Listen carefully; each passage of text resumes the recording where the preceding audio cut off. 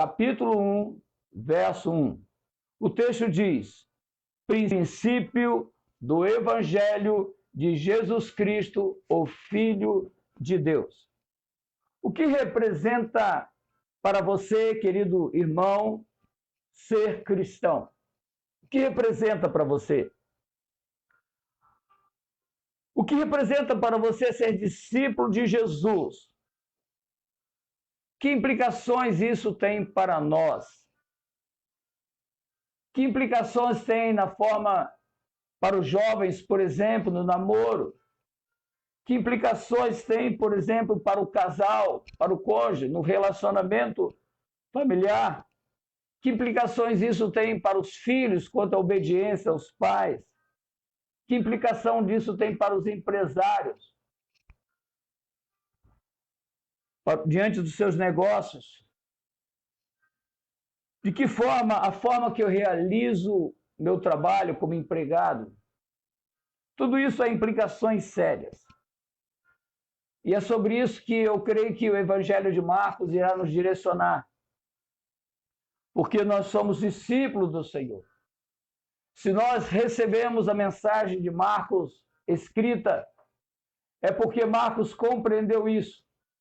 E vocês vão observar no estudo de hoje que Marcos tinha tudo para abandonar. O seu nome, João Marcos. O texto diz: princípio do Evangelho de Jesus Cristo, Filho de Deus. Princípio é começo, é uma nova oportunidade, um novo momento, algo que estamos vivendo hoje. Estamos vivendo um novo momento. Um novo momento. E também um novo momento de relacionamento com você. Você talvez nunca ficou tanto tempo dentro de casa sem poder fazer nada. Claro que fazendo as suas atividades corriqueiras, mas aquela rotina intensa que você tinha já não está tendo mais. Eu sei que alguns não têm essa oportunidade de parar, precisam trabalhar, alguns correndo risco, mas a maioria vai ficar parado dentro de casa ou fazendo algumas coisas com menos risco. Então é um novo momento. Agora, evangelho. Sabemos que evangelho, a palavra significa boas novas. Entretanto, no Evangelho de Marcos, a palavra aqui significa proclamação. Proclamar é uma mensagem, a proclamação de uma mensagem importante e de grande alegria. Alegria em que há uma presença sobrenatural de Deus, a promessa de Deus está sendo cumprida. Jesus veio à Terra. Então, Marcos está trazendo ao seu público, dizendo, olha, é uma mensagem de grande alegria, porque Jesus veio, Jesus está presente. Então, esse evangelho é transformação de vida. A presença de Jesus em nossas vidas é fonte de alegria, por isso que nós precisamos estudar a palavra de Deus. Agora, Marcos dá 2 títulos a Jesus, logo no início do seu evangelho. Ele coloca Cristo e Filho de Deus. Cristo, ele é o Messias, é o ungido de Deus, é o Salvador prometido lá em Gênesis capítulo 3, verso 15 por Deus. E Filho é o legítimo herdeiro de Deus. Somente Jesus. Em nenhum outro há salvação a não ser Jesus. Jesus como Cristo e como Filho de Deus, Jesus como Messias e como Filho de Deus, veio nos resgatar. E Marcos está dizendo que Jesus, o governo de Deus, chegou a nós. Marcos está dizendo que Jesus chegou a nós. Mas antes de começar essa jornada, precisamos ver a importância de conhecermos a palavra de Deus. Queridos irmãos, hoje nós temos a facilidade de termos a palavra de Deus. Mas essa palavra de Deus ela foi escrita através de pessoas que viveram situações bem específicas. E diante da sua situação, a palavra chegou até nós. Por exemplo, quando nós lemos texto como lá em Hebreus, capítulo 11, a partir do verso 35, que diz que houve mulheres que pela ressurreição de Cristo tiveram de volta aos seus mortos. O texto diz que alguns foram torturados, recusados ser libertos, O texto diz que receberam zombadia, açoites, outros foram acorrentados, colocados na prisão, apedrejados, cerrados ao meio. Então, situações bem extremas. Mas essas pessoas viveram aquilo, está registrado e chegou a nós. Chegou a nós. Então, queridos irmãos, o viver nosso com Deus, o relacionamento nosso com Deus, levará a transformar outras vidas. Mas vamos voltar agora no Evangelho de Marcos. Jesus é o personagem principal. Jesus é o personagem principal no Evangelho de Marcos. O texto diz porque Jesus veio cumprir a missão após a queda do homem. E esta mensagem é muito clara lá em Marcos 1,15, que diz que o tempo está cumprido. O reino de Deus está próximo. Arrependa-te e crede no Evangelho. Então, Jesus é a mensagem. Mas eu não quero pensar no dia de hoje, nesse momento introdutório, em Jesus. Eu quero pensar no auxiliar, no ator coadjuvante. Eu quero pensar em João Marcos, também chamado de Marcos ou João Marcos. Eu quero pensar nele. A partir da semana que vem, nós vamos nessa jornada com Jesus, mostrando Jesus estabelecendo a sua autoridade e, ao mesmo tempo, caminhando para a cruz. Quem é João Marcos? Vamos pensar um pouquinho quem é João Marcos. João Marcos, ele não aparece no evangelho que ele mesmo escreveu. Aliás, é uma característica dos evangelhos. Mateus, Marcos, Lucas e João, os 4 evangelhos, não aparece o nome do autor. Não há uma identificação como ocorre nas cartas paulinas. Paulo, por exemplo, em alguns momentos, Pedro, podemos ver que há um destaque do autor da carta. Mas aqui não, até porque é uma carta, precisa ter o destinatário e quem a escreveu. Mas aqui os evangelhos não têm o nome do seu autor. O nome de João Marcos só aparece no livro de Atos e na carta de Paulo e Pedro. Porém, a autoria de Marcos é reconhecida pelos primeiros pais da igreja. Irineu, Clemente de Alexandria, Tertuliano, esses homens reconheceram a autoria de Marcos. Agora, é muito importante pensar agora na pessoa de João Marcos, porque há muitos jovens, há muitas pessoas que abandonaram a fé cristã e já não têm mais o desejo de estar na casa de Deus. Talvez você conheça alguém ou talvez você esteja vivendo assim. Agora, vamos observar um pouquinho a história de João Marcos. João Marcos, ele cresceu numa casa onde os discípulos se reuniam. Lá em Atos, capítulo 12, verso 12, traz isso. A igreja estava em oração, exatamente na casa de João Marcos. Ele estava ali orando para que Pedro fosse liberto. E João Marcos já fazia parte daquele contexto ali.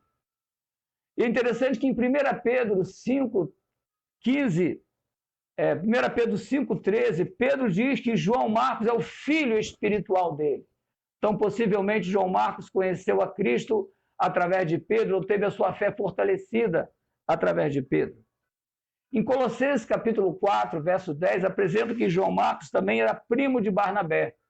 Então, ele estava bem ligado. Agora, é interessante que a partir de Atos, capítulo 12, verso 25, João Marcos começa a acompanhar Saulo naquele momento, e Barnabé na viagem missionária. Agora, um fato ocorre na vida de João Marcos. O capítulo 13, verso 3 de Atos, mostra que João Marcos, não sabemos exatamente o motivo que levou a isso, ele abandona. Ele abandona Paulo, abandona Barnabé. E aí começa um fato muito difícil na vida de João Marcos. Não sabemos o motivo pelo qual ele abandonou Paulo, abandonou Barnabé, que era seu primo, não sabemos. Mas isso trouxe um problema muito sério para ele. Porque lá em Atos capítulo 15, verso 36 a verso 41, Paulo começa a realizar a sua segunda viagem missionária. E agora, novamente, Barnabé quer trazer João Marcos nesta nova viagem. Talvez pensando na dificuldade de João Marcos, querendo introduzi-lo novamente, talvez depois que João Marcos abandonou aquela viagem, primeira viagem missionária, ele começou a se distanciar um pouco, E Barnabé percebe isso, não sabemos exatamente, estou aqui pensando. Mas só que Paulo foi muito taxativo. Paulo colocou, olha, já que ele abandonou na primeira viagem, ele não faz parte da segunda viagem. Isso trouxe uma dificuldade muito grande, uma desavença muito grande entre Paulo e Barnabé. Foi tão grande essa desavença que houve uma cisão, uma separação. Barnabé, então, vai com Marcos para Chipre e Paulo, com Silas, vai para Cilícia, Síria e Cilícia. Então, nós vemos aí que João Marcos, imagina na cabeça dele, ele abandona a viagem missionária e agora ele tenta se aproximar novamente através de Barnabé, o seu primo, só que ele é novamente excluído. Paulo diz assim para ele, você não vai fazer parte desta viagem missionária. Você nos abandonou. Eu fico pensando aqui, queridos irmãos, quantas pessoas começam a sua vida, a sua caminhada de vida cristã e acaba abandonando por vários motivos. É como aquele filho que foi e quer voltar à casa do pai, mas o filho mais velho torna-se aquela cerca de espinho, dizendo ele não pode voltar. Bom, isso trouxe a cisão. Anos se passaram, possivelmente uns 10 anos passaram nessa situação entre o abandono e ele caminhando com Barnabé, mas algo começa a mudar na vida de João Marcos. Continuando a história, podemos perceber que novamente João Marcos começa a fazer parte da história de Paulo. Lá em Colossenses capítulo 4, verso 10. Anos depois, ele volta a ser parceiro de Paulo. E Paulo recomenda. Marcos também é chamado, lá em Filemão 1,24, ele é chamado cooperador de Marcos. Agora, interessante que me chama mais atenção é na última carta de Paulo, antes da morte, a última carta que ele escreve, que é 2 Timóteo, lá no finalzinho já, nas suas considerações finais, ele mostra que João Marcos é um companheiro fiel, é um jovem que agora torna-se útil. E aí, queridos, começo a ver essa caminhada de restauração de João Marcos. João Marcos, quando ele abandona Paulo, ele poderia não imaginar que Paulo poderia trazê-lo novamente a estar presente, sendo um de seus cooperadores. E tudo indica que João Marcos acompanhou Paulo até a sua morte. Agora, após a morte de Paulo, João Marcos começa a crescer na sua vida espiritual. Possivelmente ele começa a trabalhar com Pedro. 1 Pedro 5,13, possivelmente acontece isso. E os pais da igreja, Eusébio, que viveu no século 3 e 4, escreveu no seu livro A História da Igreja, citando Papias, o pai apostólico do início do segundo século, afirma que João Marcos era o intérprete de Pedro. Então, João Marcos, que abandona Paulo na sua primeira viagem missionária, é excluído por Paulo na sua segunda viagem missionária. Agora, João Marcos volta ao contexto do grupo de Paulo, como cooperador fiel, e acompanhou Paulo até a sua morte. Isso nos leva a pensar, querido irmão, não sei como você está vivendo, talvez você abandonou o evangelho no primeiro momento, talvez você já não faz parte da comunidade cristã, talvez você até queria dar uma oportunidade a você mesmo, olha, eu vou deixar passar esse período aí, desse vírus, e vou voltar para a igreja. Talvez você até desejou ir à igreja essa semana, mas as igrejas estão fechadas. Mas aonde você estiver, você tem a oportunidade de recomeçar a sua vida com Deus. A Bíblia não diz o que levou João Marcos a abandonar Paulo, os conflitos que ele teve, mas a Bíblia relata que João Marcos voltou ao convívio de Paulo, do grupo de Paulo, e tornou-se um cooperador fiel, um cooperador dedicado. É interessante, a palavra de Deus diz que Deus transforma o mal que o diabo faz em bem. E há muitas vezes que nós somos machucados por pessoas. E nós machucamos outras pessoas. Mas em Cristo as nossas vidas são transformadas. Não importa em que situação você chegou, nós temos um Deus que quer te trazer de volta um relacionamento mais próximo com Ele. E diante de tudo isso, qual foi a fonte que Marcos teve para escrever o Evangelho de Marcos? Olha que coisa linda! Porque esse Evangelho foi escrito mais ou menos do ano 68 ao ano 70 depois de Cristo. E agora Marcos ele vai trazer agora, colocar no papel tudo aquilo que enviou. Qual foi a fonte de Marcos para escrever o Evangelho de Marcos?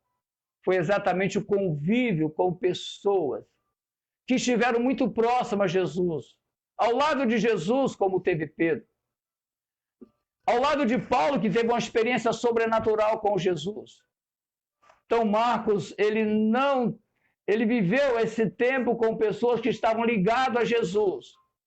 Isso trouxe na vida de Marcos algo transformador. E através, então, desse novo momento, Marcos agora, após a morte de Pedro, a morte de Paulo, e agora sendo desafiado a caminhar em busca de ajudar um povo, porque na realidade nós vamos observar que Marcos vai em direção aos crentes em Roma. Marcos, então, escreve esse livro. A fonte para que Marcos escrevesse, então, foi exatamente o convívio que ele teve com pessoas que andaram com Jesus, que testemunharam os fatos de Jesus. Agora, quem Marcos queria alcançar? Qual o destinatário? Quais pessoas que Marcos queria alcançar? Marcos escreveu para os gentios, possivelmente os cristãos em Roma. Esse fato, ele tem um respaldo muito grande na própria carta de Marcos. A evidência interna que Marcos escreveu para gentios e pessoas que não conhecessem costumes judaicos, que em algum momento Marcos explica na sua carta termos que ele usou, seja no hebraico, no aramaico. Ele teve, então, que trazer a explicação daquilo que significava. Então, isso indica que Marcos escreveu para os gentios e possivelmente escreveu para os cristãos em Roma. Por exemplo, lá em Marcos, capítulo 3, verso 17, ele usa a palavra Boanerge, que significa filho do trovão. E ele fala a palavra e explica. Se ele tivesse escrito para um hebreu, para um judeu, ele não precisava explicar, ele explica.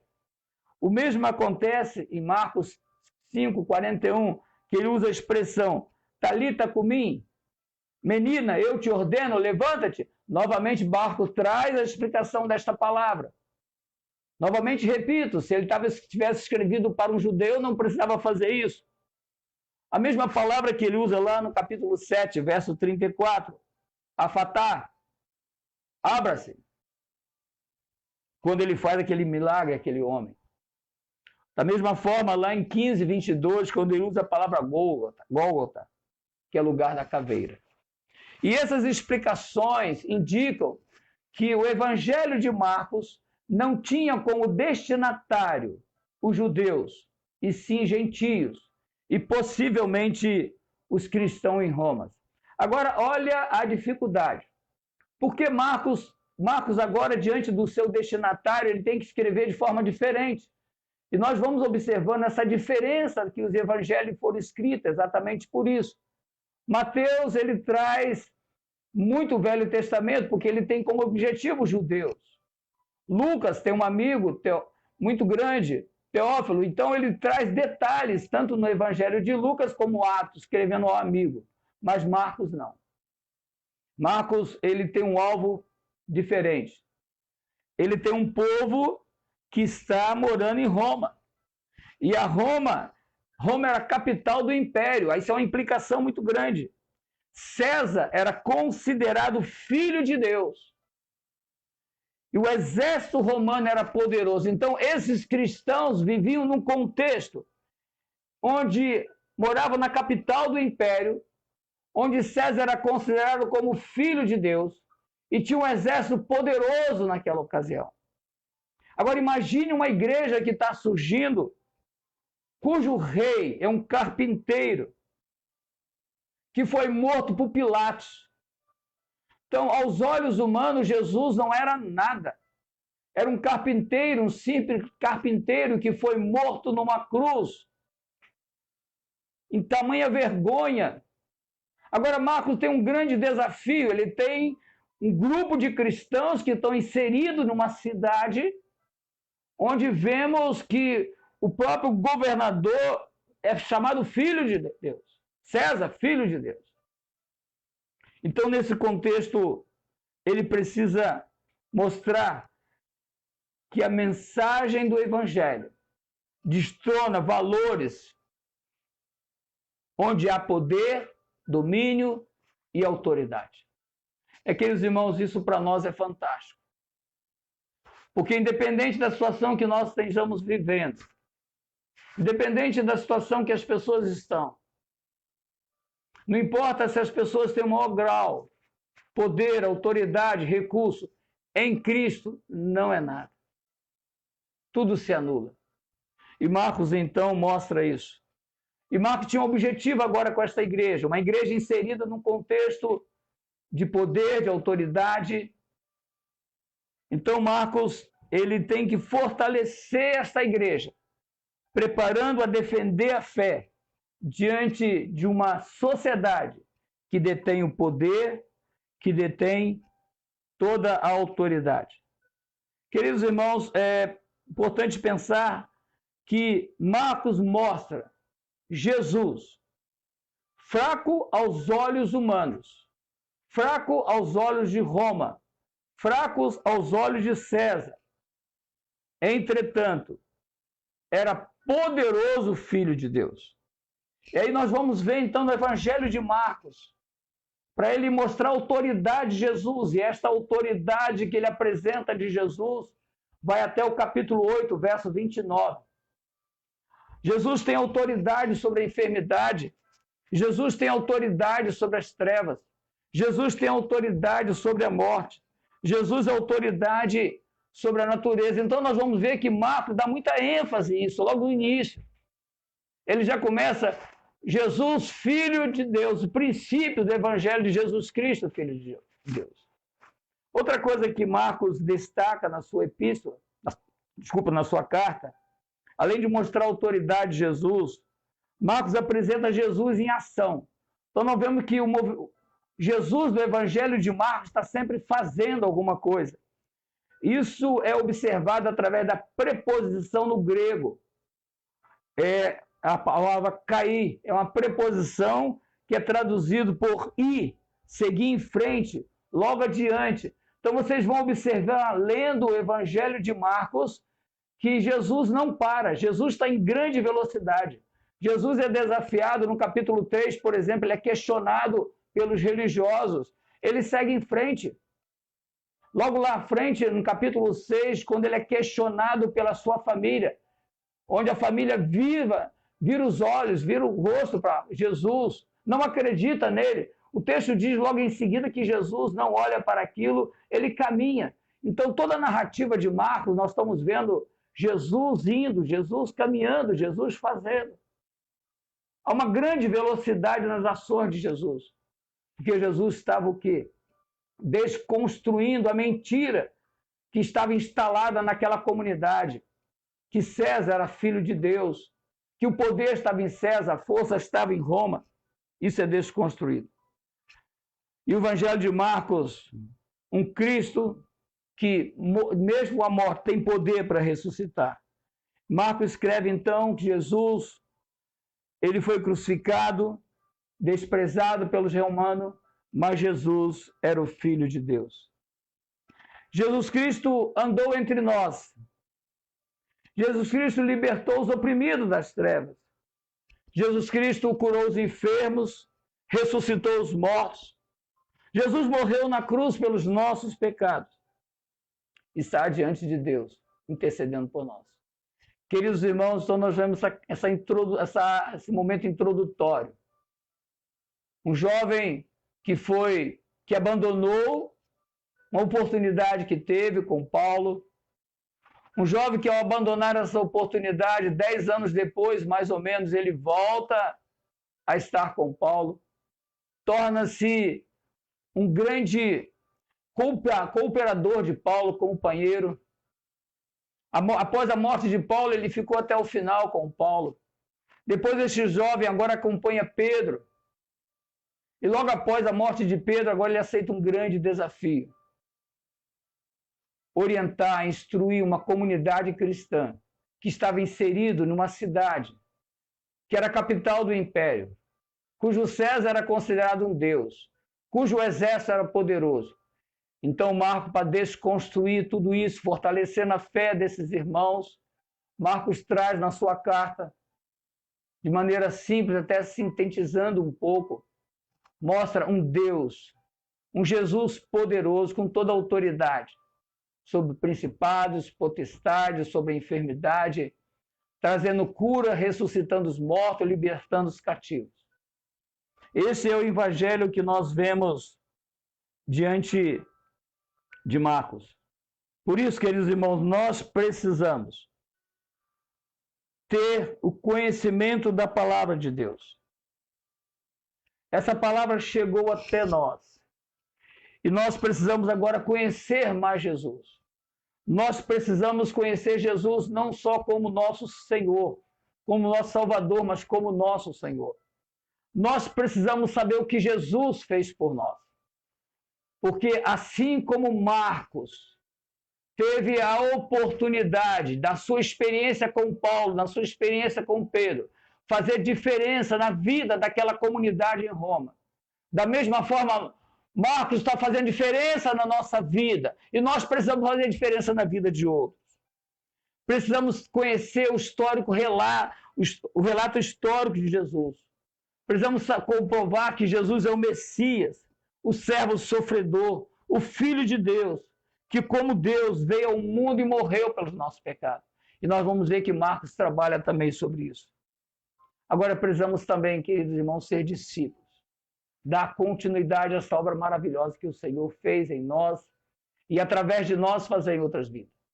A nossa igreja, o lema é hora de frutificar, é hora de dar frutos, é hora de compartilhar, é hora de falar do amor de Deus. Talvez você já não tenha oportunidade de falar pessoalmente. Talvez você não tenha oportunidade de abraçar alguém e falar do amor de Deus. Isso foi tirado de você. Não sabemos quando iremos novamente nos reunir em culto. Eu creio que será um culto de 3, 4, 5 horas. De acordo com o tempo que ficarmos sem cultuar a Deus. Imagina isso. Eu nunca na minha vida podia imaginar que eu faria sentar na igreja. E agora sou impedido. Mas o que eu posso fazer? Compartilhe o teu amor. É o que nós estamos fazendo, faça. Envia mensagem. Faça culto com a sua família. Faça culto no seu lar. Volta à leitura da palavra, da oração. Volta à intimidade com o Senhor. Volta um tempo com o Senhor. Eu quero encerrar minha palavra trazendo a vocês algumas aplicações importantes para a vida de vocês. Algumas aplicações muito importantes. Preste bem atenção nisso, que eu quero que vocês possam estar vivendo um tempo novo, diante desse tempo de dificuldade. A primeira aplicação: Deus deixou tudo escrito para as gerações seguintes. Queridos irmãos, Deus deixou tudo escrito para as gerações seguintes. O maior propósito do diabo é afastar o povo de Deus das Escrituras. É manter o povo de Deus na ignorância. É manter o povo de Deus sem conhecer as verdades eternas de Deus. Por exemplo, estamos vivendo agora um tempo de grande medo. As pessoas estão com medo de chegar, e claro que nós temos que ter esse cuidado. Temos que ter esse cuidado. Mas a palavra de Deus disse em vários textos. Alguém disse que é 365 versículos, um para cada dia do ano. Não temas. Não temas, porque eu estou contigo. Não te assombre, eu sou o teu Deus. Eu te fortaleço, eu te sustento com a minha destra fiel. Queridos irmãos, é um tempo de não ter medo. Ser prudente, ser sensato, ser cuidadoso, mas não temer. Porque nós temos um Deus presente. Agora, esse Deus, para ter esse Deus, é preciso ter intimidade com Ele. Há muitas pessoas que dizem assim, eu quero ver Deus, eu quero ter intimidade com Deus, eu quero ter uma experiência com Deus, Eu quero que Deus fale alto comigo. Olha, Deus já está fazendo isso. Você quer que Deus fale alto com você? Leia a Bíblia de voz alta. Leia de voz bem alta. Porque a Bíblia é a palavra de Deus. Viver nessa autocomiseração, dizendo que Deus tem que fazer alguma coisa para você, Deus já fez tudo. Deus já deixou a revelação completa, que é a sua palavra. Você precisa viver intimidade com Deus. Isso implica ler a palavra de Deus, estudar a palavra de Deus. Eu desafio você, a partir de hoje, ler o Evangelho de Marcos. São apenas 16 capítulos. Nós vamos caminhar nesses 16 capítulos todos os domingos, às 9 horas da manhã. Convide pessoas para estar conosco também. Incentive. Agora leia o Evangelho de Marcos. Ouça o que o Senhor tem. E você vai observar, vai lendo. E quando chegar do capítulo 1 até o capítulo 8, você vai ver essa autoridade de Jesus. Sobre os enfermos, sobre a morte, sobre as trevas, sobre a natureza. E você vai ver Jesus com muita velocidade realizando a sua obra. Sendo confrontado, mas caminhando. Sendo abandonado, mas caminhando. Agora é interessante que a partir do capítulo 8, verso 30 em diante, agora Jesus começa a caminhada para a cruz, o servo sofredor. Outra lição que eu quero deixar para você, precisamos continuar testemunhando. Queridos irmãos, um grande erro que nós temos é não compartilhar as coisas boas que Deus faz na nossa vida. Precisamos testemunhar, precisamos compartilhar, precisamos falar do amor de Deus às pessoas que nos cercam. João Marcos, ou Marcos, ele recebeu a mensagem de Paulo, recebeu a mensagem de Pedro, ele ouviu vários testemunhos de pessoas que foram testemunhas oculares de Cristo, e ele foi, através das suas memórias, escreveu esse livro tão maravilhoso que foi preservado pelo Espírito Santo e chegou até nós. Ele não teve uma revelação sobrenatural. Ele trouxe, colocou no papel suas memórias. Nós precisamos fazer isso. Antigamente se escrevia cartas, hoje já não é cartas. E as pessoas não estão nem muito preocupadas. Aliás, deixa eu aproveitar esse momento. As pessoas estão recebendo e jogando. Há pessoas que mandam no meu WhatsApp mensagens de pessoas que não têm nada a ver com Cristo. Se costumou tanto pegar uma mensagem e jogar para frente que nem procura saber a fonte da mensagem. De repente você está divulgando mensagem do diabo, de pessoas que servem ao diabo e não servem a Deus. Pare com isso. É tempo de você voltar para a Escritura e escreva aquilo que o Espírito Santo está falando ao teu coração. Mande mensagem que sai do teu coração, do teu relacionamento com Deus. Chega de copiar e colar, copiar e colar. Copiamos e colamos mensagem de Deus ou informações, como ocorreu da nossa igreja. Parabenizo o Lucas e a equipe, pastor Lucas e a equipe, pelo trabalho que está fazendo em divulgar através de um folder que foi divulgado. Cuidado com aquilo que você está multiplicando. Cuidado. Vamos testemunhar da palavra de Deus. Precisamos continuar testemunhando. Mas testemunhe da palavra de Deus.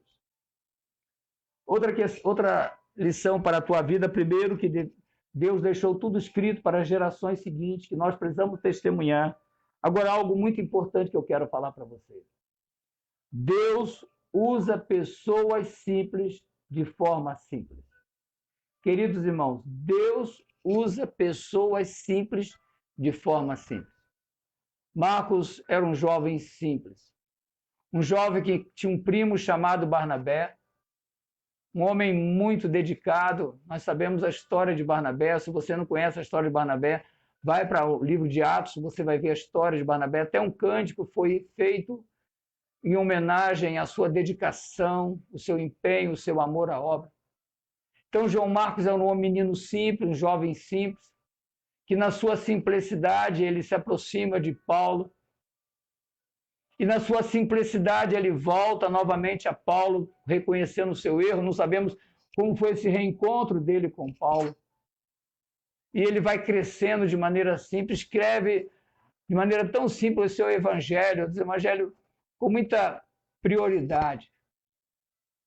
Deus está à procura de homens que estão dispostos a amá-lo acima de todas as coisas e odiar o pecado. Alguns de nós, Deus nos dá o privilégio, a oportunidade de estudar um pouquinho mais.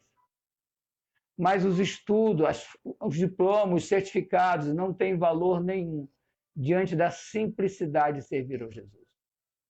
Sirva Jesus da forma que você está vivendo, servindo, com simplicidade, com dedicação. Sirva ao Senhor. Deus está em busca de homem que tenha um compromisso com Ele, de mulheres, de jovens, adolescentes. João Marcos não teve uma revelação especial, mas na sua simplicidade ele escreveu suas memórias. Que você também possa fazer isso. E por último, tenha sempre oportunidade. Aliás, sempre há oportunidade de recomeçar. Quero fechar minha palavra nesta manhã. Sempre há oportunidade de começar. Queridos irmãos, João Marcos recomeçou a vida dele. E conhecemos a história de João Marcos, porque ele decidiu recomeçar. João Marcos não olhou para quantos erros, falhas ele teve. João Marcos resolveu recomeçar. Deus não está preocupado com quantas vezes você está errando. Deus está preocupado com quantas vezes está disposto, assim como o filho pródigo, lembrar o que você tem na casa do Pai e tomar atitude. Levantar-me-ei, irei e me encontrarei com meu Pai. Que nesta manhã seja uma manhã especial para você. Que você possa ter um encontro ou um reencontro real e pessoal com Jesus. Queridos irmãos, hoje nós conhecemos um pouco sobre a vida de João Marcos. Mas a partir do próximo domingo, nós vamos começar a ver como Marcos traz Jesus ligando ao Velho Testamento, ligando ao profeta Isaías, trazendo a João Batista, fazendo essa conexão, mostrando que o propósito de Deus, a linha do templo de Deus, de Gênesis a Apocalipse, é uma linha única e é uma linha que se completa com uma harmonia perfeita. Amém? Quero desafiar você neste momento a ler a palavra de Deus, buscar a palavra de Deus, compartilhar a palavra de Deus e recomeçar.